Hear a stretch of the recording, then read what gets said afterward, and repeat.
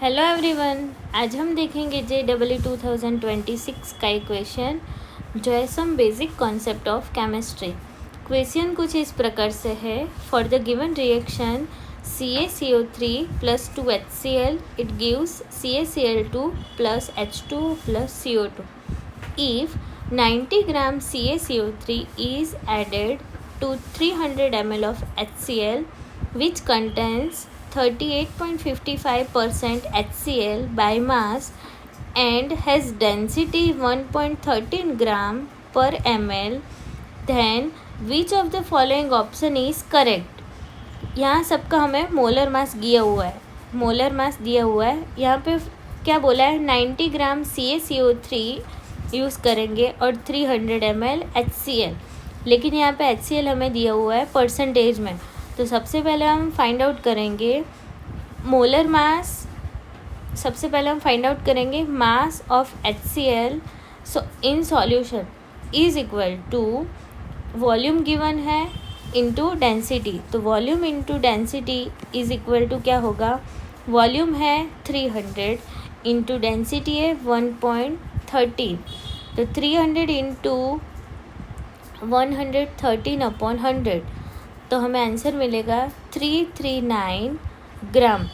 ये हमें आंसर मिला। 100% HCl यूज़ करते तब कितने ग्राम हम यूज़ करेंगे, तो हमें मिला 339 ग्राम।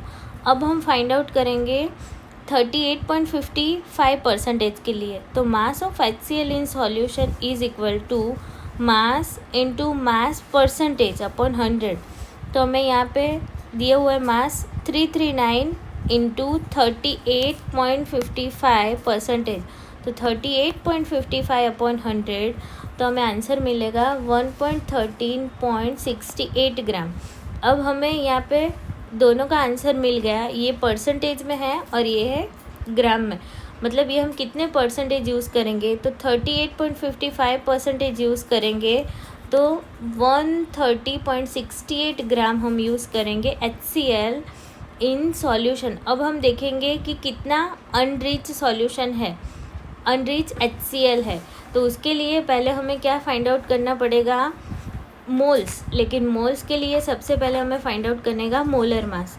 तो molar mass of CaCO3 is equal to Ca plus C plus 3O is equal to 40 plus 12 plus 3 times 16, तो हमें आंसर मिलेगा 100 ग्राम पर मोल। अब हम फाइंड आउट करेंगे मोल्स।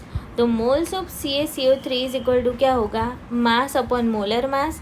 यहाँ पे हमें मास गिवन है CaCO3 का 90, तो 90 अपॉन 100 इज इक्वल टू 0.9।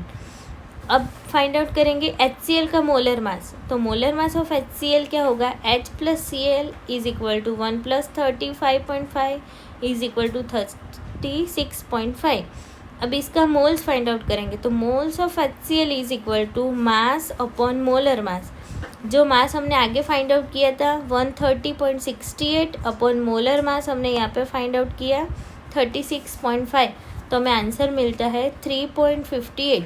अब दोनों का मोल्स हमें मिल गया है, तो इसके बाद में हम फाइंड आउट करेंगे कि HCl रिमेन्स अनरिच, वो कितना बाकी रहता है। ठीक है, तो 1 मोल CaCO3 रिएक्ट करेंगे तो हमें मिलेगा 2 HCl, मतलब 1 मोल CaCO3 होगा तो 2 मोल ऑफ HCl होगा। तो अब हम फाइंड आउट करेंगे मोल्स ऑफ HCl जो रिएक्टेड होगा, तो क्या होगा, is equal two moles of CaCO3 into 2। तो हमने फाइंड आउट किया मोल्स ऑफ CaCO3 0.9 इंटू 2, तो हमें आंसर मिला 1.8। अब हम फाइंड आउट करेंगे मोल्स ऑफ HCl रिमेनिंग, तो वो होगा 3.58 जो हमने आगे फाइंड आउट किया था, उसमें से हम ये रिएक्टेड वाला है वो माइनस कर देंगे, तो हमें आंसर मिलेगा 1.78 मोल्स, जो हमें ऑप्शन में दिया हुआ है कि कितना अनरिच रहता है। ठीक है, तो 1.78 मोल्स क्या होगा, अनरिच होगा।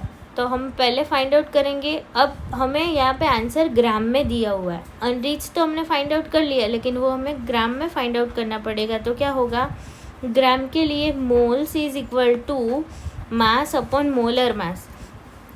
तो तो हमें मोल्स तो गिवन है, मास फाइंड आउट करना है। तो मास इज इक्वल टू क्या होगा, मोल्स जो हमने ऊपर फाइंड आउट किए 1.78 इंटू मोलर मास होगा 36.5 इज इक्वल टू आंसर होगा 64.97 ग्राम, जो ऑप्शन नंबर ए में गिवन है।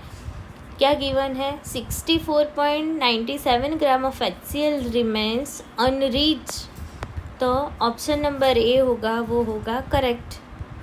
Thank you.